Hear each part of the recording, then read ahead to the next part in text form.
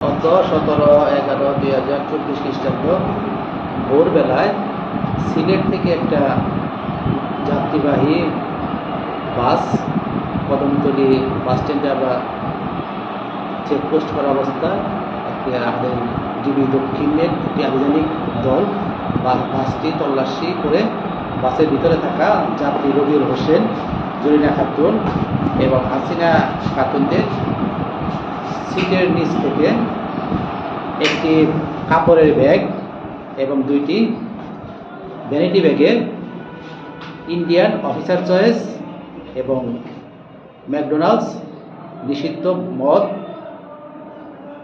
উদ্ধার করা হয়। পরিমাণটা কত ছিল? একে ম্যাকডোনাল্ড 5 বোতল এবং অফিসার চয়েস ব্লু 15 বোতল। মামলা রুজু প্রক্রিয়াধীন এবং মামলা রুজু করে তাদের বিজ্ঞ আদালতে প্রেরণ করা হবে। আইন শৃঙ্খলা বজায় রাখতে আপনারা যে অভিযান পরিচালনা করছেন সেটা আর কতদিন চলমান থাকবে? আমাদের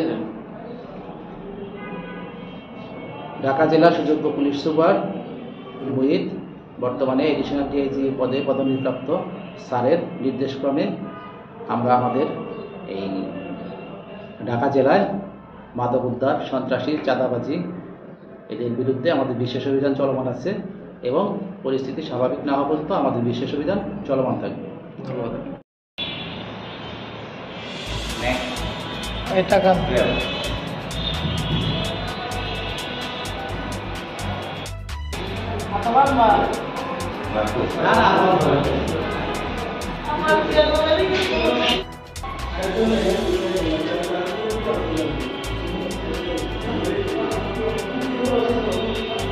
টাকা একবার সামনের দিকে আছে